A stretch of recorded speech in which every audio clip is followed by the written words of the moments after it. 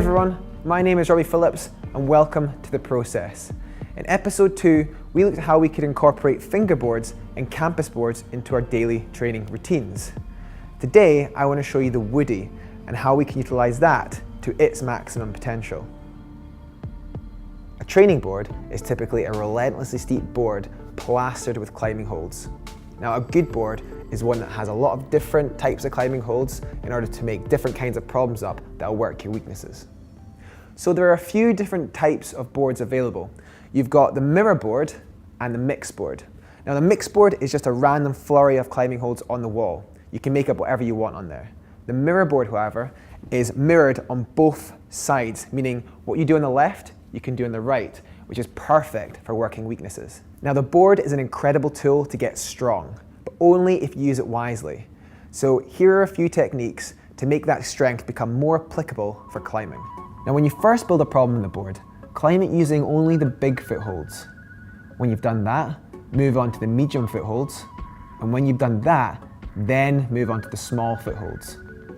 Now, not all boards are going to have a set selection of footholds to use, and in those circumstances, you're going to have to be a little bit more inventive with the footholds you use.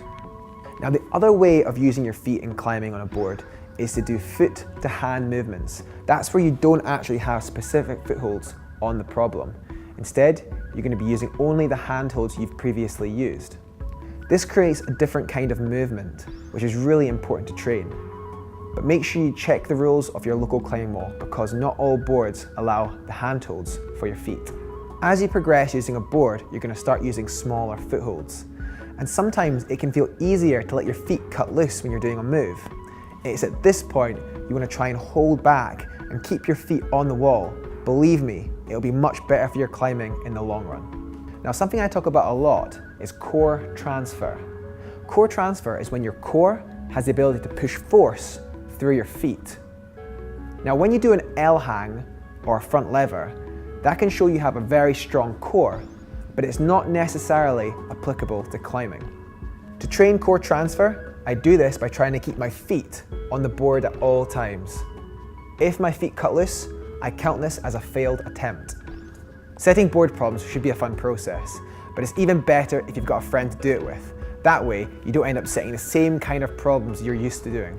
When I'm setting, I like to vary the length as much as possible, from 1 move max to 8 move boulder problems. Try and think of variety when you're setting. Are you trying to work crimps or pinches? Undercuts or gasdons? It's very easy to get sucked into trying the hardest moves possible, so try and vary it. The risk of training on a board all the time is that you get sick strong on the board, but at what cost? People will tell tales and sing songs of how strong on the board you are, but they'll laugh at how you can't climb slabs and how you suck at rock climbing. Training on a board is intense, which is why you need to structure it accordingly. Here are some top tips to help you along the way. Rest 2 minutes between every attempt. We're not training endurance here, so when you fall off, you don't have to jump back on the wall. Make sure your muscles are always recovered before you get back on the wall.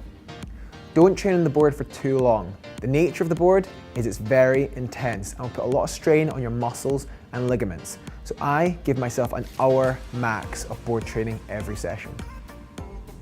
Board training is very repetitive and repetition can lead to injury. That's why to combat this, I only ever do the same problem 5 times before moving on to the next one. Try and limit yourself to 2 sessions on the board a week.